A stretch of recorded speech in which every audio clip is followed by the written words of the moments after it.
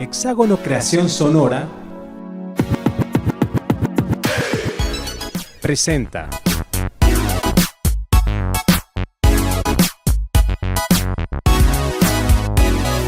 Relativo, el podcast.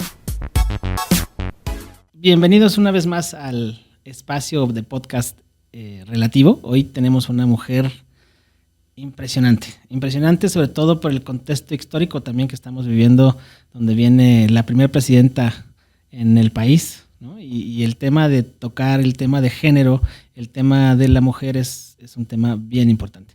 Hoy tenemos con nosotros a Margarita Cortés. Ella ha trabajado más de 25 años en el impulso de la Agenda de Igualdad de Género en la Administración Pública Federal.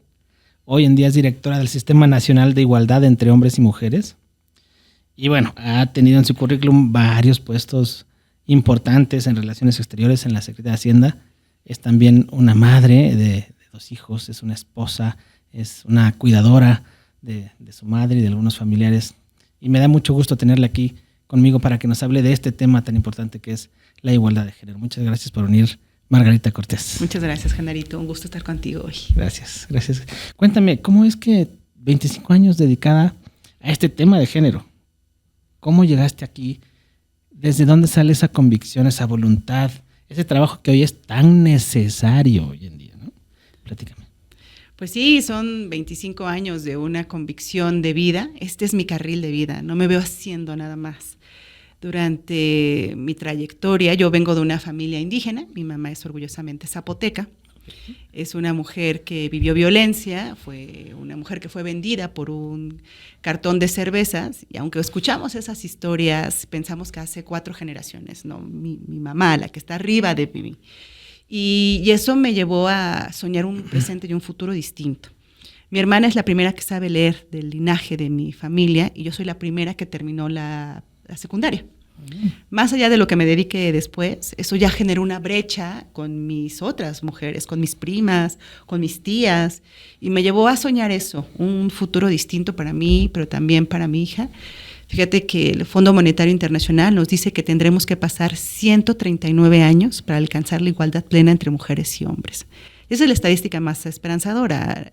ONU Mujeres nos dice que tendrán que ser 189 años. Yo me niego a que eso suceda. Claro. Y por eso es que decidí este camino y estoy muy orgullosa porque ahora tengo una hija que toca batería, que juega fútbol y que todos los días trabajo para que nadie nuble sus sueños y para que ella pueda hacer lo que realmente quiere hacer de su vida. Qué interesante, qué bonito, qué historia tan intensa, ¿no? Totalmente. Y que ahora reconozcas que estás trabajando en eso y que además lo has logrado. Hoy en día a eso te dedicas. Platícame en este momento qué estás impulsando, qué estás haciendo desde este espacio que te toca dirigir. Pues mira, como bien platicabas, hubo espacios donde a mí me decían eso de tema de género es para las mujeres, entonces lo dejamos en una cajita y cuando lo necesitemos lo ponemos, ¿no? Y nada más alejado de la realidad. Hoy hablamos de la Agenda de Igualdad de Género porque te reconozco a ti, ¿no? Porque trabajamos desde el derecho humano a la igualdad de género. ¿Qué significa? Que entiendo tus necesidades y también te pido que entiendas las desigualdades. Ser distintas no tiene por qué negar el derecho humano a la igualdad plena entre mujeres y hombres. Pero también porque tengo un hijo y porque también sueño que sea la madre de ese... Sueño que sea la madre de un niño que no victimice, que no violente, que pueda generar una transformación en la sociedad. Muy dolorosamente de las cosas que nos enfrentamos en nuestro día a día es que en este país tenemos 10 feminicidios diarios y uno de ellos es de una niña menor de 9 años. De las cosas también súper dolorosas que nos están pasando cuando hablamos de la agenda de igualdad y de la de violencia es, por ejemplo, el tema del embarazo adolescente. Hemos roto la tasa de fecundidad y hoy tenemos niñas de 13 años siendo mamás. Y la proyección lo que nos dice es que una niña que es mamá a los 13 años en situación de pobreza está destinando a 2 generaciones más de pobreza. Si queremos romper la estadística del embarazo adolescente, donde además 9 de cada 10 embarazos adolescentes son productos de una violación, en el seno familiar de una persona que conocen esas chiquitas. Es que algo que tenemos que hacer como sociedad, hablar desde un nuevo lugar donde no sea una competencia atroz entre tú y yo, porque no se trata de eso. Nuestras abuelas, inclusive nuestras madres, han hecho un trabajo para hacer una sociedad distinta. Y eso significa hablar del tema de género. Hay una pequeña línea, yo alcanzo a ver una pequeña línea entre ser moderados y ser congruentes con la idea de la igualdad de género y volverte radical. Totalmente. ¿No?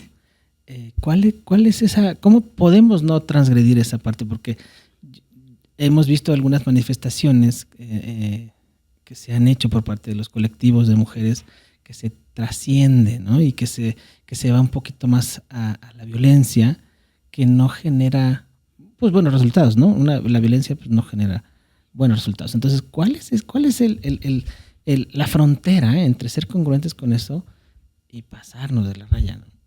Sí, hay que comprender estas desigualdades. Yo, como muchas otras jóvenes estudiantes, madres, lo que estamos buscando es ese futuro al que aspiramos en términos igualitarios. Okay. Pero hoy somos aún desiguales. Hace poco a ti y a mí nos tocó vivir el enorme dolor de un amigo desaparecido. Sí. Ricardo Lagunes, un hombre extraordinario que conocimos caminando juntos en un grupo extraordinario que se llama Misiones Servandus, y él soñaba este otro futuro desde las comunidades indígenas y de los grupos en situación de especial vulnerabilidad. Él fue desaparecido y nos tocó caminar con las madres buscadoras.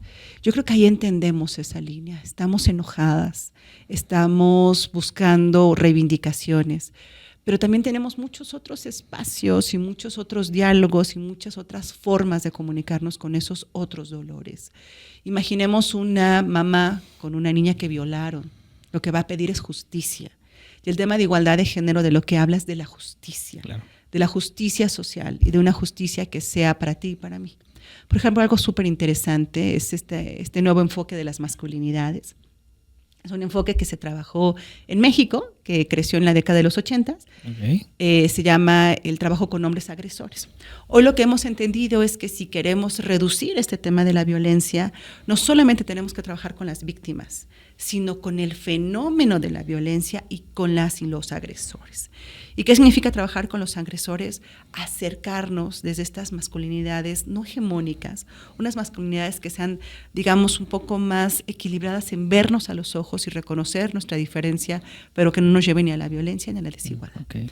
En México se crea este modelo de trabajo con los hombres, no se deja, por este tema de la radicalidad de la que hablabas antes, no se deja prosperar en México y se va a Chicago, un modelo exitosísimo que está regresando ahora recientemente, ¿sí?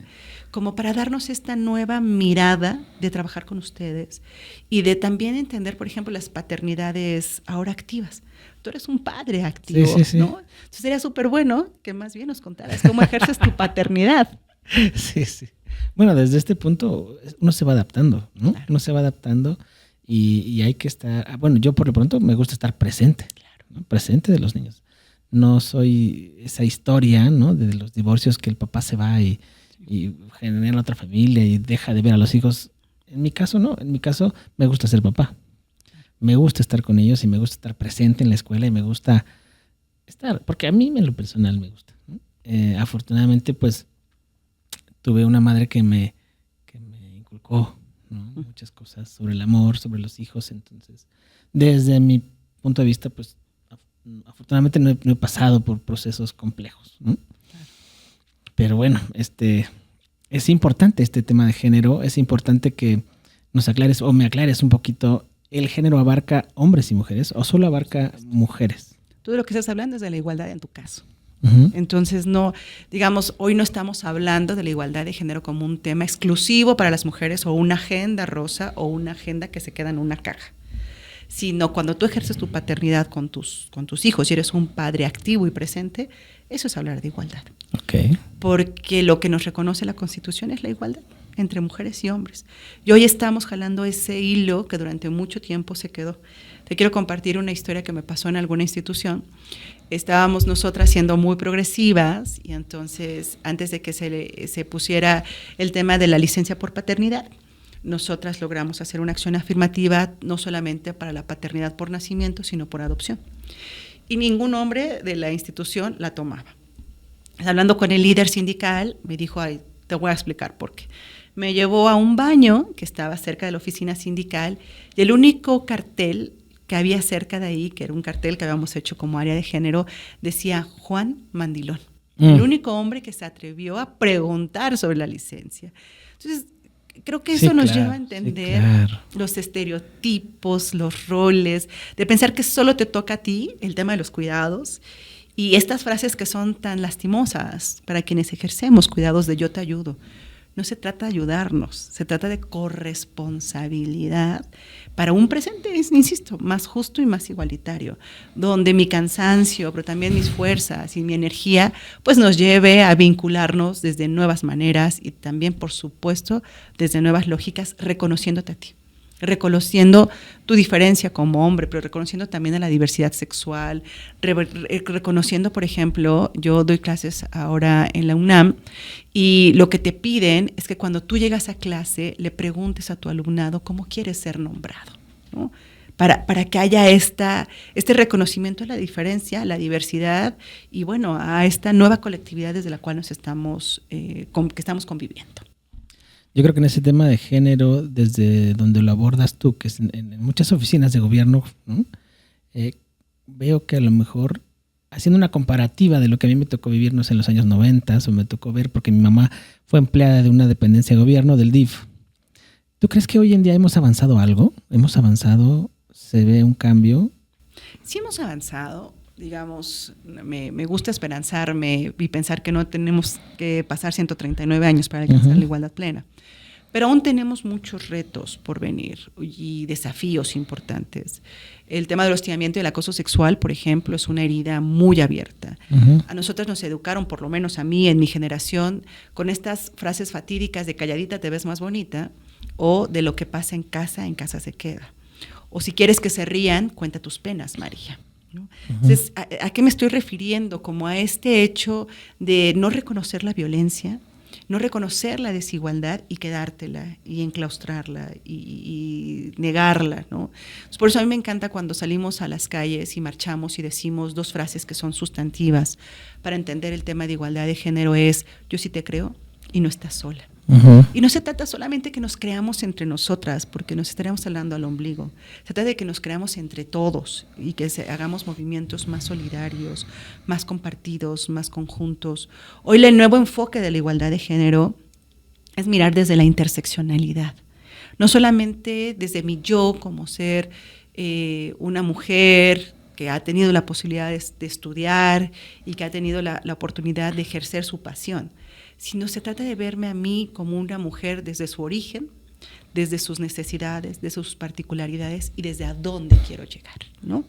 Esa nueva mirada del tema de género es la que hoy se está poniendo sobre la mesa para podernos hablar así, a los ojos, pero a ti como hombre, pero a ti como persona indígena, pero también a ti como persona de la diversidad sexual o como una persona con alguna discapacidad. Y eso me parece que es el futuro al que aspiramos, reconociendo estos retos que te decía antes, como el tema de hostigamiento y acoso sexual. Hablemos un poquito de eso, de hostigamiento y acoso. ¿Cuál es la diferencia entre hostigar y acosar? De manera sumamente interesante, México tiene una de las pocas legislaciones que logra diferenciar el hostigamiento y el acoso sexual. Okay. Porque yo te acoso porque siento que tengo la posibilidad de transgredir tu espacio vital y tu cuerpo, ¿no? Pero no es lo mismo que yo lo haga como tu directora que lo haga como tu compañera, ¿no? Porque eso tiene que ver con una relación de poder, ¿no? La diferencia es justo eso. ¿Quién lo hace y en qué posición está quien lo recibe? Okay. Y un poco buscando en la historia, el primer caso que a mí me tocó hace más de 20 años en una institución era una secretaria, ¿no? Que lo único que hacía era recibir correspondencia. Y entonces todo el tiempo lo único que hacía era hacer esto, recoger la correspondencia. Ya había una persona de un sexo, porque recordemos que el hostigamiento y el acoso sexual no solamente lo hacen los hombres hacia las mujeres. Hoy el 10% de los casos que se registran en la administración pública es también de hombres que están aprendiendo a denunciar este tipo de hechos. ¿En serio? En serio. Y ahí es cuando hablamos de esta ahí es, progresividad del tema de género, ¿no? Claro. Y entonces esta persona que la estaba acosando, para no ponerle un sexo y no estereotipar el tema de género, siempre se le quedaba viendo a los senos. Esta persona secretaria empezó a cambiar su forma de vestir, ¿no? Su manera de convivir con los otros. Entonces, cuando a mí me toca atender el caso, ella evidentemente dice que se sentía incómoda por las miradas lascivas, por unas miradas que te traspasan la piel, claro ¿no? Sí, claro. Y que ahí estamos muy claras en reconocerlo. Y entonces me toca trabajar con la persona agresora, y la persona agresora me decía, ¿en qué horror? ¿Qué está pensando? ¿Cuáles son sus carencias? Porque yo lo único que le veo es el botón de la camisa, ¿sabes? Es cuando trabajamos, quienes hacemos trabajo con las víctimas, particularmente con quienes viven hechos de acoso o de violencia, hemos entendido que hay cosas sustantivas. Yo sí te creo y no estás sola. Claro. Yo sí te creo que cuando me dices que no te está viendo el botón, no te lo está viendo, te está acosando. O cuando estás viajando en el transporte, que es algo fascinante y que me gustaría mucho platicarte de eso. Sí, está muy interesante. Ahí te quería hacer un comentario. En una conferencia de una universidad, una chica preguntaba por qué las mujeres de antes, ¿por qué se tardaron tanto en levantar la voz? ¿Por qué se tardaron tanto? Y le contestaba el ponente que antes no estaba la sociedad como ahora, ¿no? Antes una mujer no podía comprar una casa. O sea, no se la vendían por el hecho de ser mujer. No podía acceder a un puesto directivo, no podía acceder a un puesto de mando porque era mujer. Hoy hemos avanzado en eso, ¿no? Hemos avanzado y falta mucho por hacer, pero bueno, hoy las cosas son diferentes, ¿no? Por eso no habría que juzgar a las mujeres de atrás, ¿no? ¿Por qué fuiste tan abnegada y te quedaste con mi papá? Porque no se podía, porque no había forma, ¿no? Totalmente. Sí, cuando yo te digo que vengo de una mujer indígena, es entender también el origen. Cuando te decía, hablemos de las personas en su amplitud. Por ejemplo, mi mamá nunca ha usado pantalón. Uh-huh. O mi mamá es una mujer indígena zapoteca, analfabeta. Entonces, ¿cómo se transporta una mujer indígena analfabeta en el metro si no sabe leer y viene a una consulta médica? Okay. En México tenemos signos y símbolos, y está regulado a nivel internacional, para saber que si se sube en la estación A, se tiene que bajar en centro médico, porque hay un símbolo que le permite tener ese identificarlo. O si esa mujer indígena viene a la graduación de su hija en la universidad, sabe que el símbolo donde se tiene que bajar llega a eso. Ese es el enfoque de derechos humanos. Pensar en la necesidad del otro, porque es distinto, pero que requiere ciertas digamos, como acciones para poder acceder a su derecho humano a la salud. Hoy México es de los pocos países que reconoce el derecho a la movilidad como un derecho humano universal. Y ahí reconocemos signos y símbolos, ¿no? Y se ha cambiado. Y se ha modificado. Y hoy lo que estamos logrando es que hablemos de esta nueva mirada de entender la igualdad, pero entender los derechos humanos, ¿no?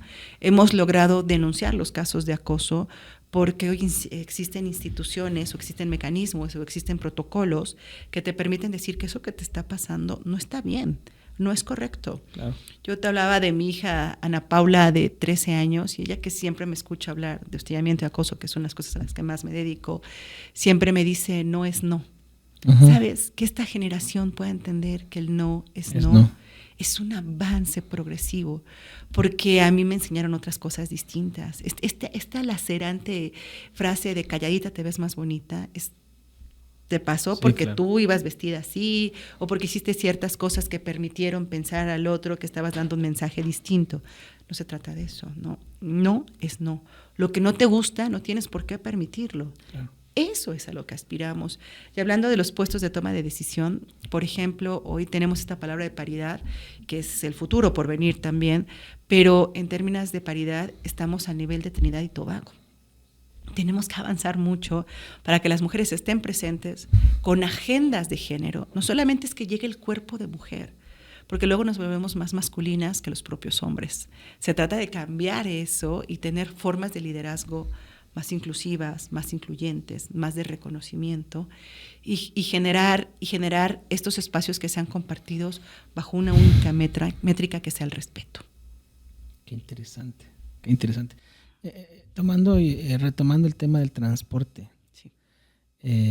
Yo en mi etapa de estudiante me transportaba 1 hora de ida, 1 hora y media de regreso en un transporte público. El tema de la mujer en el transporte es todo un tema y qué bueno que tú lo abordaste, qué bueno que se están tomando acciones. Y platícanos, ¿cómo es que se abordó el tema? ¿Qué acciones se están tomando? ¿Cómo las personas y las mujeres que nos puedan ver pueden ejercer ese trabajo que se ha hecho? Sí. Yo quisiera invitarte a ti y a quienes nos están siguiendo y escuchando, que pensemos en esa campaña del Me Too, ¿recuerdas? Sí, sí. Bueno, que se hizo a nivel internacional, que se hizo por algunas artistas, ¿no? Que nos desafiaron es a dejar fluir el dolor del tema de acoso sexual. Y entonces ahí fue cuando se nos erizó la piel a muchas de nosotras.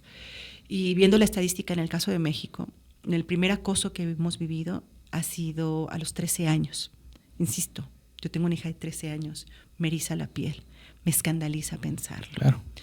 Y el tema con el tema de acoso es que a ella no le tocó a los 13 años.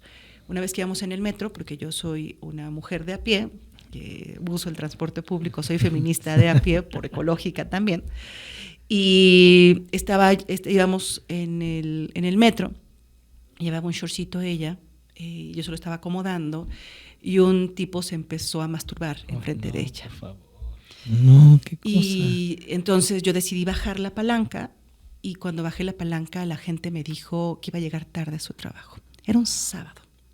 Entonces ahí entendí la indiferencia y el dolor, no solamente mío, que yo viví eso a los 13 años, que es la memoria que traía yo, y fue en la calle, sino me llevó a tener el tema del transporte tatuado en mi mente y en mi corazón.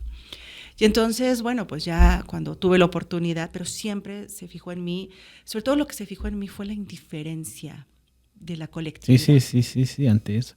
Porque eso. ¿Qué derecho le da el cuate ese de hacer ese acto? ¿No? Claro. ¿Por qué? ¿Por qué te sientes con esa autoridad de hacerlo? No es el lugar, ni la forma, y mucho menos ahí enfrente, ¿no? De una niña. De una niña, o sea, eso, ¿qué onda? Y esa es la cosificación. Yo puedo transgredir tu cuerpo porque te veo como un objeto, no como una persona. Y eso es lo que está por medio cuando hablamos de las relaciones de poder y de la diferencia entre el acoso y el hostigamiento de acoso sexual. Yo puedo abusar de ti, yo puedo transgredir el respeto a tu cuerpo porque me siento con el derecho, porque me siento más fuerte. Y eso es lo que estamos intentando transformar. Por supuesto, mi hija no se dio cuenta. Ay, yo sí, bueno. lo único que veía es a su mamá que estaba haciendo un escándalo porque algo sucedió. Pero la indiferencia ante la violencia fue algo que se quedó muy presente en mí, en mi corazón y en todo. Entonces, bueno, pues ya ahora que me tocó coordinar el trabajo en esa parte específica de la movilidad, lo que identifiqué fue una estadística que es verdaderamente alarmante, durísima. 9 de cada 10 mujeres que usamos el transporte público colectivo en este país hemos vivido un hecho como el que le sucedió a mi hija a los 8 años. Hemos sido acosadas sexualmente. ¿Qué significa? Que han rozado partes íntimas de otro cuerpo con el tuyo o te han tocado. Uh-huh. ¿No? Ese es como o verbalmente te han dicho cosas. Te han piropeado en un aspecto muy suave, pero un aspecto muy, muy fuerte. O hasta grosero, ¿no? Han hecho referencias sobre tu busto, sobre tu forma de vestir o sobre tus nalgas. Eso es el acoso sexual, y de eso estamos hablando. En México, San Luis Potosí hizo un acosómetro en el transporte público, pero 9 de cada 10 mujeres que hemos sido acosadas sexualmente, es decir, que si estuviéramos pidiéndoles a quien nos está viendo que nos diga cuál fue su primer hecho, lo estaríamos hablando de manera sumamente dolorosa, o a lo mejor por primera vez nos atreveríamos a reconocer que vivimos alguno de estos hechos. Entonces, bueno, pues empezamos a pilotear y a revisar cómo sucede, qué es lo que sucede una vez que pasa. Sí, sí. Una vez que un estudiante de Catepec, que como tú se transporta 2 horas del Mexibús, pasando por todas las líneas del metro o del Metrobús para llegar a su escuela, ¿Qué sucede si le está sucediendo este acoso? ¿Qué hace el conductor o la conductora? ¿Qué hace el policía que está fuera de la estación? Y de los mecanismos más avanzados, fíjate que es el Metrobús, donde sucede que si yo estoy siendo acosada, lo tuiteo y eso activa toda una red de atención, tanto con el C5 como con las policías. Es decir, esa persona que está abajo de la estación sabe qué hacer, pero tú también sabes qué hacer. Eso es lo que nos faltaba. Reconocer que estamos ante un hecho de violencia, pero que no estamos solas y que tenemos que tejer una red. Y entonces, bueno, lo piloteamos, hicimos un mecanismo que no es solamente un protocolo, porque a veces se piensa que con tener un protocolo se acabó y ya resolvimos el problema, sino lo que necesitamos es llamar a la colectividad. Entonces hicimos unos lineamientos que no existían en transportes como Egipto o como Nueva Delhi, que saben qué hacer con esa densidad poblacional. En México no lo teníamos. Tenemos mecanismos de prevención, pero no de atención. Una vez que sucede, ¿qué pasa? Hicimos los lineamientos, los pilotamos en la Ciudad de México, nos fue muy bien. De las experiencias para mí más ricas es que me tocó hacer una capacitación con 300 operadores de transporte público colectivo y con los empresarios. Y una de las cosas que me decían fue justo este recuerdo en la memoria con mi hija. Mire, licenciada, eso que usted está diciendo es muy interesante, pero le voy a decir 3 cosas que suceden cuando yo voy manejando mi unidad, porque son operadores, no les gusta que les digas conductores. Entonces yo cuando opero mi unidad, yo quiero detener mi unidad porque veo que la señorita la están sabroseando. Pero la gente me dice 3 cosas. No, porque no es de mi familia. No, porque voy a llegar tarde. Y no, porque no es mi problema. Nuevamente la colectividad.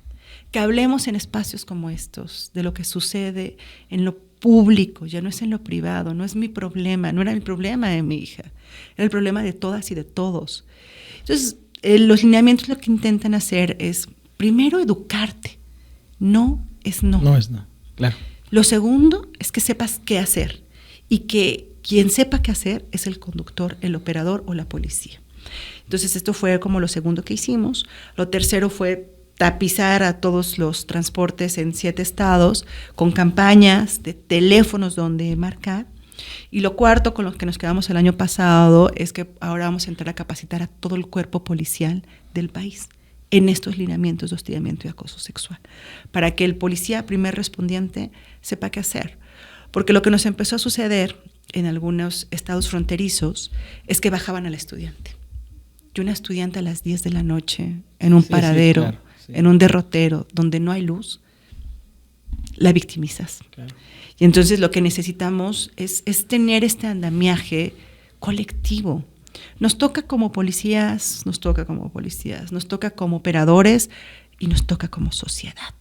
Este estado de la indiferencia en el que yo me quedé hace muchos años atrás, esa es mi vocación. ¿Cómo hacemos que la igualdad sea una corresponsabilidad y que la violencia sea una lucha permanente para poderlo transformar? De eso hablamos cuando hablamos de igualdad de género. Y eso es lo que aspiramos en un futuro, yo espero, muy próximo, muy cercano. Oye, Margarita, entonces estos lineamientos que se hicieron se publicaron en algún lugar. ¿Dónde se pueden ver? ¿Dónde se pueden seguir? ¿Se hicieron informativas en los transportes públicos? Porque yo creo que una de las cosas importantes es que el agresor o quien pretenda agredir o quien le guste hacer esas mañas vea que ya estamos o se está trabajando en eso, ¿no? Que ya no está bien, que es incluso un delito tipificado, ¿no? O sea, que vea y que diga alto, porque es una cosa que ahora que estoy en shock de lo que me has dicho de las estadísticas. Es decir, si te vas a subir al transporte, tienes un 90% de posibilidad que seas agredida, acosada. Totalmente. A lo que nos enfrentamos, y yo cuando sobre todo trabajo en algunas escuelas secundarias, que me gusta mucho el contacto con los jóvenes, con las jóvenes, nos enfrentamos con eso que tú y yo conocemos muy bien como el coco, ¿no? Cuando hay un hecho como el hostigamiento y el acoso sexual y no hay una sanción, es como decirle al niño que ahí viene el coco, nadie conoce al coco. Entonces, tenemos que tener sanciones muy claras. A ese hombre que se estaba masturbando enfrente de mi hija o a este agresor que está arriba del operador, es ese no que tienes que respetar. Si no es respetado, tiene una sanción. es muy importante porque en México tenemos el hostigamiento y el acoso sexual tipificados en el Código Penal Federal. Artículo 259 bis dice que el hostigamiento y el acoso sexual son delitos punibles. ¿Qué quiere decir? Que si yo lo hubiera denunciado, hubiéramos llegado al ministerio y de haber sido comprobado, puede llegar a la cárcel. ¿Cuál es el gran reto que tenemos? Que el hostigamiento y el acoso sexual se convierten en lo clandestino cuando no hay testigos y cuando mi palabra es respecto a la tuya.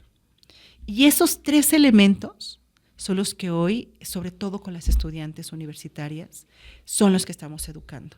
Hoy ya tenemos nuevas maneras, nuevas lógicas de poder dejar rastros de las llamadas, de los teléfonos, de los mensajes en el WhatsApp o, por ejemplo, con los lineamientos. Una de las cosas que vimos es que las cámaras que van adentro del autobús están puestas en tal dimensión que pueden seguir si te roban la cartera.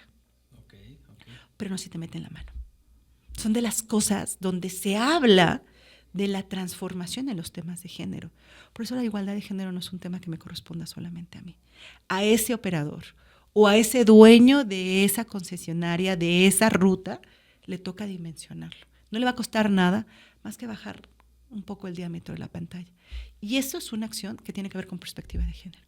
Bajar con la pantalla. Increíble. Es una cosa donde, mira, por ejemplo, de las primeras cosas en las que México entró la perspectiva de género fue en los cines, en las grandes cadenas de cine, que lo que les estaba sucediendo es que en los baños de las mujeres se estaba rompiendo el cerrojo. ¿Por qué crees que se rompía el cerrojo? ¿Qué imaginas que pasaba en el baño de las mujeres? ¿Alguien lo forzaba o alguien, no sé? Las mujeres ponemos la bolsa Vaya. en el cerrojo y entonces se rompía, claro. se estaba cayendo. ¿Qué fue lo que hicieron? Colocar percheritos o algo así. Sí. Eso es perspectiva de género. Así tan sencillo como eso. Perspectiva como una necesidad, ¿no? O sea, es una necesidad que hay que atender. Exacto. Para que estemos mejor todos. Totalmente. Las salas de lactancia. ¿Costaron más? No costaron nada. Y nos permitieron ejercer nuestro derecho constitucional de la lactancia. Yo me tuve que sacar la leche, siendo funcionaria, abajo de mi escritorio, porque no tenía una sala de lactancia. Esa es pensar la perspectiva de género. Cambiadores de pañales en los sanitarios. Perspectiva de género. Y eso es la igualdad de género. No estamos hablando de un combate. La perspectiva de género es algo que nos mejora como sociedad.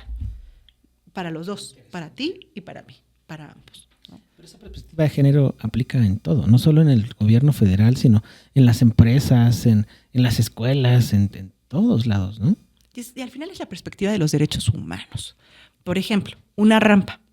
Una rampa es el principio para cualquier empresario, para cualquier institución, donde estás tú diciendo, aquí somos incluyentes, ¿no? Porque además pensamos que la rampa solamente la usan las personas con discapacidad motriz. Las personas adultas mayores necesitan una rampa. Claro. Las mujeres embarazadas necesitan una rampa. Una rampa es así, entenderlo en lo concreto, entender la perspectiva de igualdad de género o de derechos humanos en lo concreto. Este escudito, esta cosa que ponemos perchero, es la perspectiva de género. Nos hace mejor como sociedad. Abaratamos costos, claro. Inclusive. Y es un pequeño detalle, ¿no? Una cosa de nada. La cámara volteada en una dimensión que nos permite identificar un hecho de acoso es cambiar la lógica. ¿Este plan ya está operando, Margarita? ¿Este plan del transporte público? Sí, estoy muy orgullosa. Porque logramos, por ejemplo, en Chiapas, que tiene un mecanismo de movilidad muy distinto.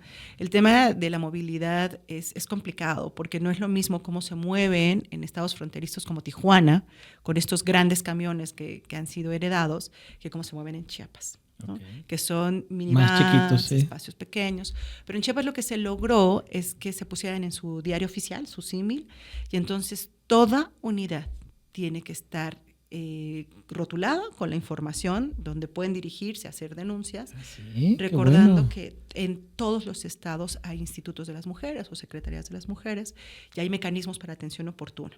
Están rotulados y todo operador que quiera manejar un transporte tiene que ser capacitado. Y los botones de pánico también se han activado para poder atender este tipo de hechos de acoso o hostigamiento sexual. Tenemos retos, no es lo mismo hablar de la movilidad en el Estado de México que hablarlo en Michoacán, Claro. ¿no? Claro. O, insisto, en Chiapas. O en Chiapas. Pero hoy tenemos en México mecanismos y eso es a lo que tenemos que aspirar. Cómo este tema de género se come, ¿no? A mí me conocen mucho en la administración porque siempre digo una frase que para mí es relevante. La agenda de igualdad de género es los cómo sís. ¿Cómo sí lo podemos hacer? Claro. Porque los nos están Pues sí, por definición. sí. ¿No? Es la resistencia, es la indiferencia, es la nulificación al tema, es los estereotipos que has vivido sobre toda tu vida en estos temas o los dolores que tienes por naturaleza en estos temas. Es el momento de los cómo sí operamos un transporte público digno e igualitario, cómo sí operamos una rampa o cómo sí operamos un puente que nos permita alcanzar esos vínculos y que cierre la desigualdad. Oye, ¿aquí en la Ciudad de México se está implementando este programa o se está planeando implementar? Fue de los primeros. ¿Fue de los primeros? Fue de los primeros, porque, insisto, en la complejidad no es lo mismo operar este mecanismo o estos lineamientos en el trolebús que en el metrobús, ¿no? O en las rutas que son, que hacen rutas muy largas que van de la Ciudad de México y pasan al Estado de México. Ya se están operando, pero fueron de las primeras. Nos dio muchas lecciones entender cómo operaba el transporte público colectivo en México. Hay infografías y hay informes actualmente. Hay información, podemos poner la liga para que lo puedan conocer. Sí, eso te iba a decir, vamos a poner la liga aquí y dónde contactar incluso a tu dirección para alguna información que quieran. Y hacer valer y hacer masivo esto, ¿no? Esto tiene que cambiar. Total, yo tengo mucha confianza en reducir estos 139 años y a principios de mes publicamos su segunda fase, que son realmente una guía que nos ayuda a entender a los planeadores de transporte la agenda de cuidados, que es el presente y el futuro por venir, ¿no? Cómo la movilidad se relaciona con los cuidados, cómo la planeación urbana se relaciona con los cuidados. Claro. Por ejemplo, en México tenemos recomendaciones sumamente importantes sobre la dimensión de nuestras banquetas. Yo que salgo con mi mamá en silla de ruedas, no podría ir, por ejemplo, al lado de mi hijo que lleva la bicicleta. Tendríamos, que es un niño chiquito, sí, claro. Porque la dimensión de nuestras banquetas, porque las ramas de los árboles fragmentan las raíces, o porque simplemente hubo una persona que no pensó en que esa rampa le iba a usar una silla de ruedas, ¿no? Entonces, hoy estamos hablando de ese nivel de la planeación urbana, sin dejar el de la movilidad y la de los cuidados, que la acabamos de presentar, insisto, hace menos de un mes, un trabajo con la Agencia de Cooperación Alemana, con mucho gusto también se los comparto, que es extraordinario. Oye, pues yo creo que hay muchas cosas, me vienen muchas ideas y muchas preguntas. Sin embargo, estamos llegando ya a un término de tiempo. Yo te quiero decir, bueno, ¿qué nos dejarías de mensaje? ¿Qué te gustaría compartirnos? Pues que nunca más una Ana Paula. Claro. Eso para mí sería lo fundamental. Nunca más una Ana Paula que se sienta vulnerable, que piense que por venir vestida es su responsabilidad, es su culpa, porque no lo es, pero sí muchas Ana Paulas. O sea, muchas Ana Paulas que se atreven a soñar con tocar la batería, que se atreven a jugar en el equipo de fútbol, que se atreven a decir no es no. Y yo creo que ese es como el principal mensaje. Yo todos los días, desde hace 25 años, no puedo aspirar sino a eso, ¿no? A que mi hija pueda ser libre, pueda viajar de manera tranquila. Tranquila, claro, segura. Puede ir leyendo un libro sin que nadie la acose y sin que nadie invada su privacidad. Ese sería como el mensaje. Y el segundo es, pues esta cosa maravillosa, a ti y a mí estamos sentados aquí porque soñamos en un futuro distinto con las comunidades indígenas y con Misiones Servandos. Y esos sueños que tuvimos hace más de 20 años, me encantaría que Ana Paula, que Darío, que Andrés puedan soñar en cómo a todos nos toca dejar una huella en positivo, ecológica, en materia de derechos humanos o en materia de igualdad, y nunca más una historia como la de Ricardo Lagunes. Nunca más. Nunca más, y nos toca a todos ser conscientes de esto. Albert Einstein decía que hay dos fuerzas muy importantes en el universo. Una es el amor y otra es la voluntad. Sí. Yo creo que el amor hacia tus ideales, Margarita, te ha hecho llegar a donde estás. Te agradezco mucho por eso. y también por la voluntad que has tenido hasta ahora. Muchas gracias. Gracias por estar aquí, gracias por tus palabras, gracias por tu mensaje, gracias por tu historia de vida. Gracias. Espero verte pronto nuevamente en este espacio que es tuyo para que nos compartas más de cómo vamos avanzando. Muchísimas gracias, Genarito. Gracias a todos. Suscríbanse al canal, denos seguir, contacten aquí vamos a poner los contactos de Margarita y de su oficina para que pues todos hagamos acciones, a todos nos toca colaborar y a todos nos toca participar. Gracias a todos. Saludos, nos vemos pronto aquí en el Relativo.